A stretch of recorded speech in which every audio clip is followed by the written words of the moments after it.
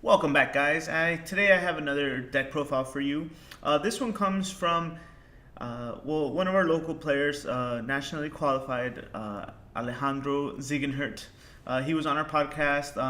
You might have already seen this version or a similar version of this deck going around. I know I talked about it in my in the Duel series featuring this deck. And I know I said I was going to give you the deck profile earlier, but I wanted to share the Chocobo one first. But it's here now, and I'm going to go over it for you guys. Is Ice Water Viking Genesis. The main idea here runs the Viking engines. And I guess your main combo pieces are the Cloud of Darkness, Lena, and Genesis Avatar. That's kind of what I'm going to go over right now. So for now, let's just get into the deck, and then I'll talk over some of the plays and stuff like I always do. First, triple Snow. Now, Snow is just that really annoying one drop that, removes things, like dulls things and gets them out of your way. You guys have all seen it. I know you play it. Triple Thaumaturge. This does want to slow down your opponent a lot. So, while you're gaining the advantage, the Thaumaturge simply just remove cards from their hands and just slows them down. Now we are playing 6 Vikings. The 2 cost, when it enters the field, draw a card, and then the 3 cost, when it enters and leaves the field, it draws a card. The reason we're playing both is because we just want to draw, this deck draws a lot. And the main concept for this deck is having multiple bodies on board. As you can see, we have, Snow's 1 cost, these Viking, the Thaumaturge, and the Viking is 2 cost, this is 3, and we have a lot of ways to reborn them or bring them back. Layla, as you can see, is also here. So Layla has multiple targets this time. So it goes from a 6-card engine to a 9-card engine all alone. And so, it increases your odds of opening up the combo. So as long as you open up the Layla, you kind of want to stay and you search for the Vikings. Then we have the triple Renoa, and the Renoa is really the key to this deck.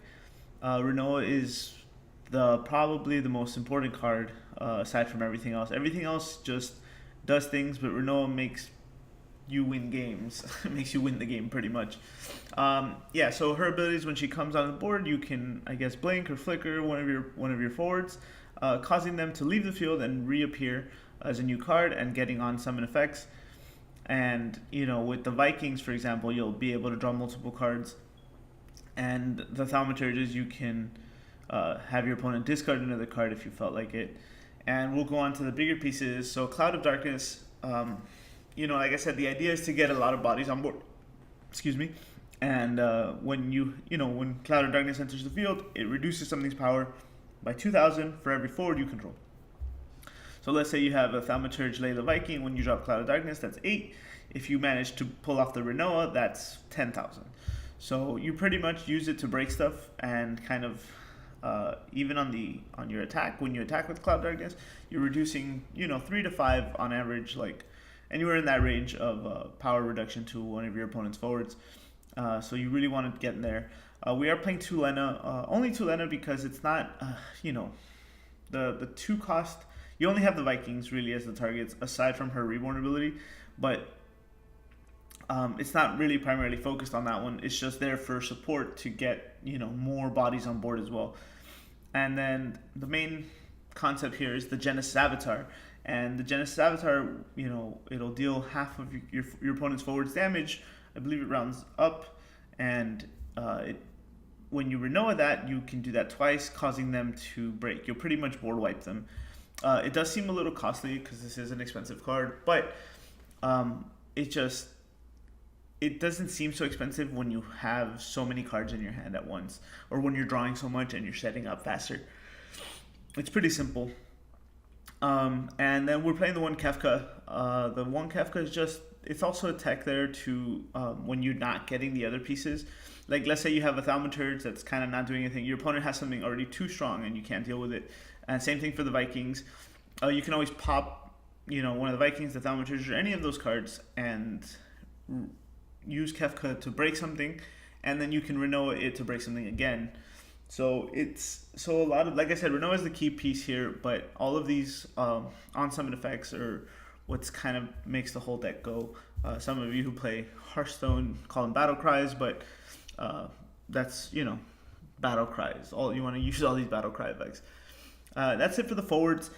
There's a lot of other things. Like Renault was highly, like when we saw her for the first time, I believe everyone just kind of thought about like Vivi and a bunch of other things to use her for. But we think there's a few other things here that you can also do.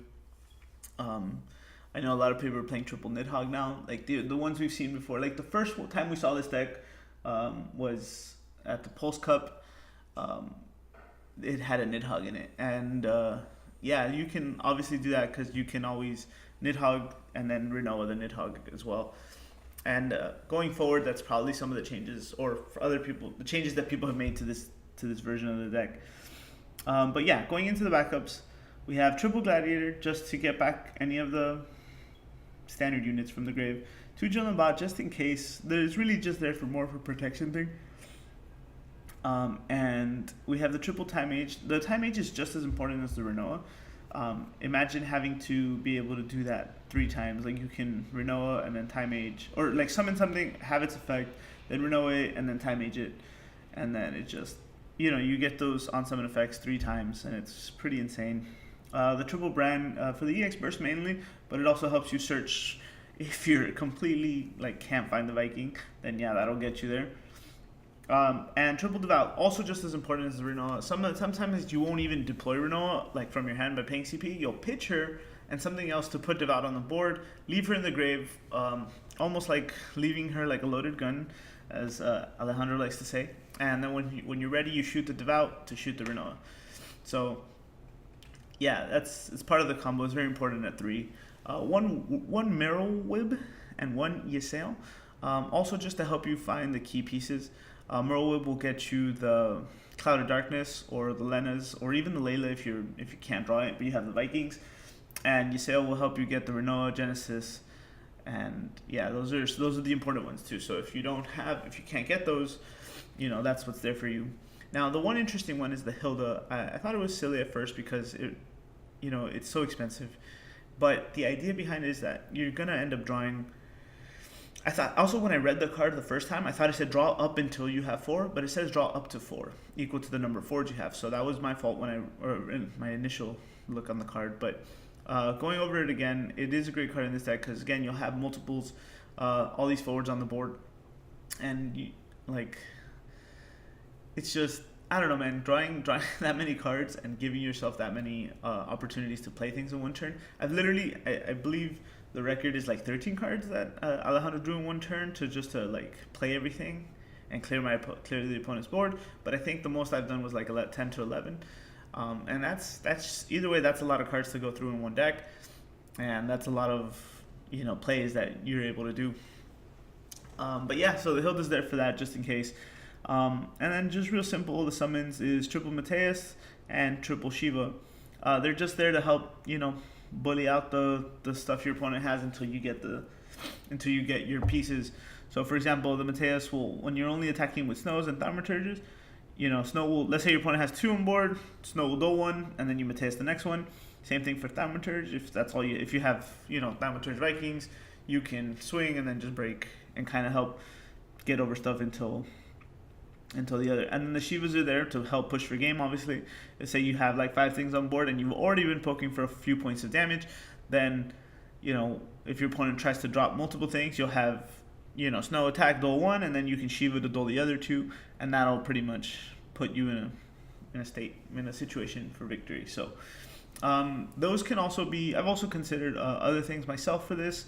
I was thinking the 1 cost Leviathan, because you have so many cards in your hand, you could pay 1 water CP to just send something back. You usually end up having 4 to 5 cards in your hand at almost every turn, so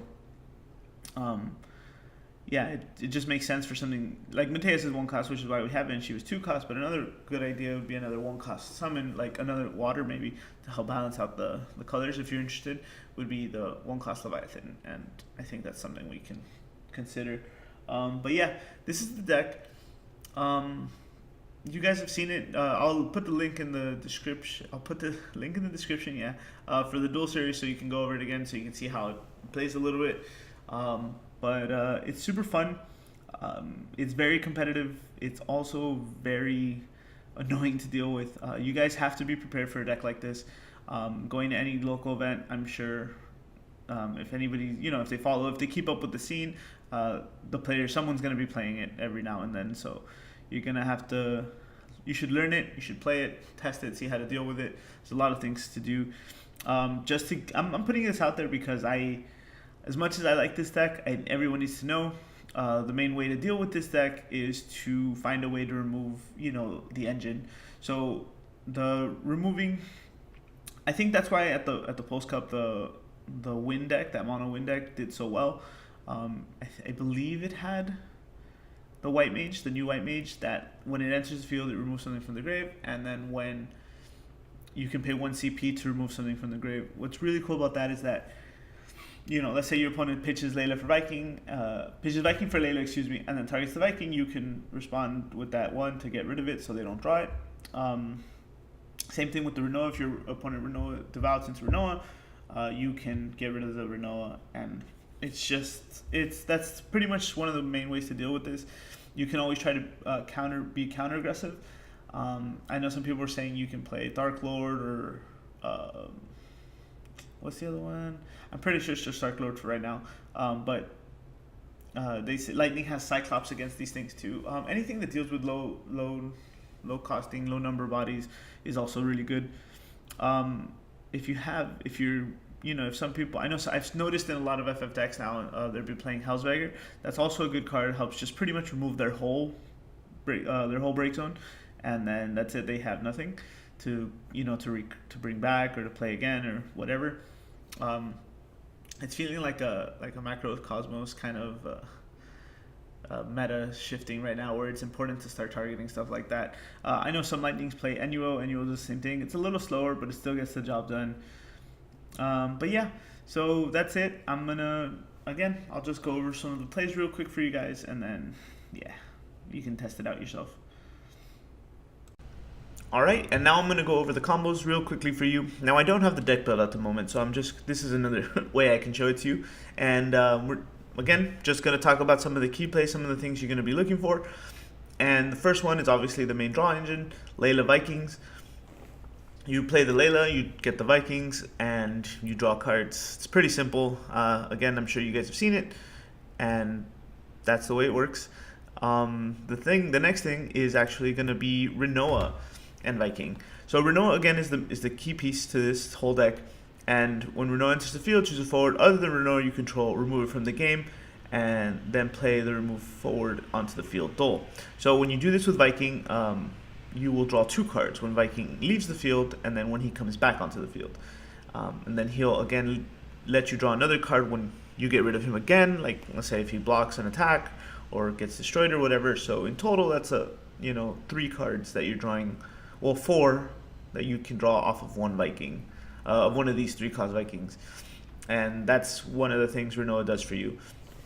But yeah, so that's also part of the draw engine, so you guys have that. Keep that in mind. The next one is going to be Renoa into Cloud of Darkness. Like I said in the video, when Cloud of Darkness enters the field, choose a forward your opponent controls. It loses 2,000 power for each forward you control until the end of the turn. When you play this, you'll have, let's say, Layla Viking. You can do 6,000, or let's say you have, Snow, Layla Viking. You can do 8,000 when you drop Cloud, because it does count itself, obviously, as one of the forwards you control. So you'll be able, let's say you do have 3 other forwards, that's 8,000, you can break something for 8,000 or less, and then you can Renoa to remove it from the field and put it back onto the field, and reduce something's power by 10,000, because Renoa is on the field, and when it comes back, you have the 5 forwards you control, and that'll be 10,000. So that lets you break 2 forwards, or reduce 2 forwards power by 8 and 1 by 10. Ideally, you'd like to break 2 forwards, but if worst case scenario, you have something that's really strong, you can use this effect to, let's say he has a 12 or a 16 even, 8 and 10, or, if you had 2 8s, if they destroyed something the second time around, it wouldn't matter, but that's the combination you can use to reduce something's power and have it break. The next one will be Lena, you could Lena if you felt like it. You know, when Lena enters the field, choose a water forward, cost 2 or less.